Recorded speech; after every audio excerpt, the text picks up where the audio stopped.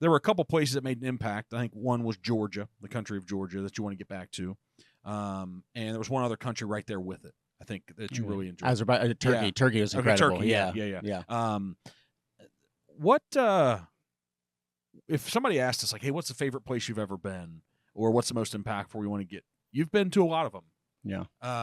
What is it about those places that are maybe intriguing, if it's the right word? Well, for Turkey, I would say it's just like an incredibly warm place. The people are so friendly. They've seen so many different cultures. There's such a confluence of cultures that they feel it seems very relaxed in itself, which is not always the case. And again, it's like by then I've been traveling a lot, so you get a sense of these places. But also, I think just the people were just really, really friendly, and that makes such a difference. And I slept there probably better than anywhere else. I would, sleep wherever, and a shepherd would come across my tent, and he'd be really nice, and he'd have a dog that was really nice for Savannah, and so you get very relaxed. But Georgia, I came to much later, and I wouldn't have appreciated it earlier into my walking. Earlier into my walking, it was much more internal growth and just surviving the first year, getting through Central America and learning how to have enough water. Where do I sleep? How do I, adapt to this culture? I need to learn a new language, all these different things. And the second year in South America, very inward looking. And then after that, then I started looking out towards the world more and trying to understand the world and the variances between countries and why it was that way. And Georgia, for me, was this real living, vibrant affirmation of the value of democracy. It's a new democracy. It's one of the newest in the world. Yeah, it's a young democracy since 2003, since the Rose Revolution. And so they were an ex-Soviet state, broke away, and gained independence, I think, in 93 or 91, 93, I think. But anyway, it's a small country. And I think the thing about it, why democracy stands out so much is, well, first, it's like under duress. It's under pressure from Russia and basically constantly trying to be corrupted from an oligarch, a Georgian oligarch who has a lot of ties to the Soviet Union and Moscow, all that. So it's clearly under pressure, which highlights it. But then also they don't have any natural resources. So there's nowhere to fall back for the people into like a big, easy mineral grab. Like Azerbaijan right next door, there's a huge wealth disparity from people who are in the gas industry and people who are not. But in Georgia, everyone is hustling. There's amazing art, there's amazing music, there's amazing restaurants, all because everyone doesn't have anything else to fall back on. So they are, and it's a young country. Then you see like the value of allowing people to do whatever it is that they feel like doing or that they can do best or that they know best in the market. And also they're also really passionate about the democracy and they protest all the time and they are defending it actively.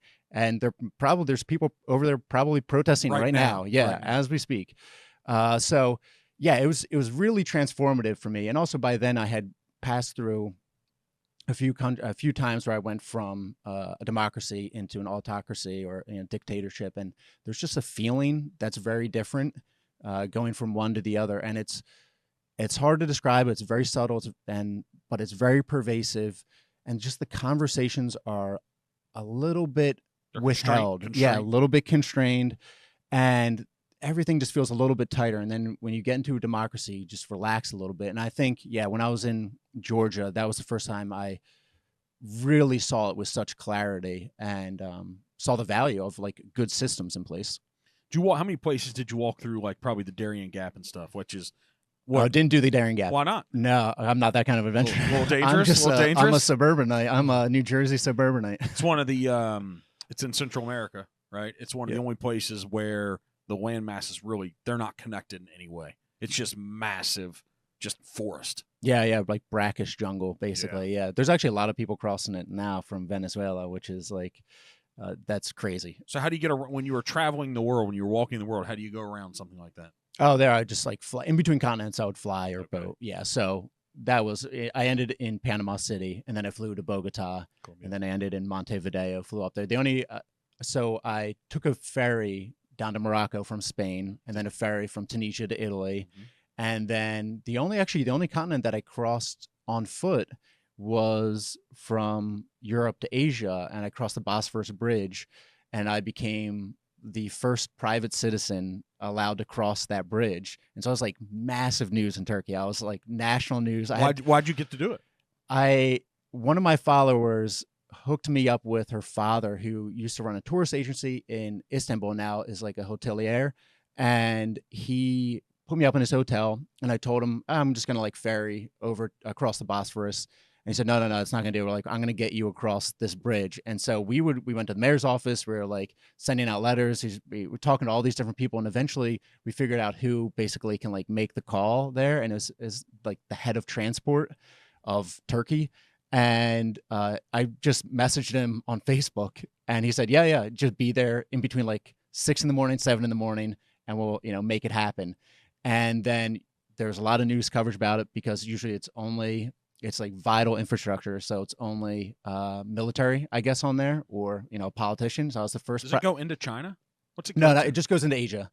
Yeah. So what'd you go into from Turkey into what? Turkey to Turkey. So there's part of Turkey that the Bosphorus divides the West, which is a little bit of on the European continent, into the Anatolian Plateau, which is the eastern side and is in Asia. I didn't. So yeah, that. it's Turkey. It's Turkey's it straddles both continents. So very cool, yeah. And it's a beautiful, important river.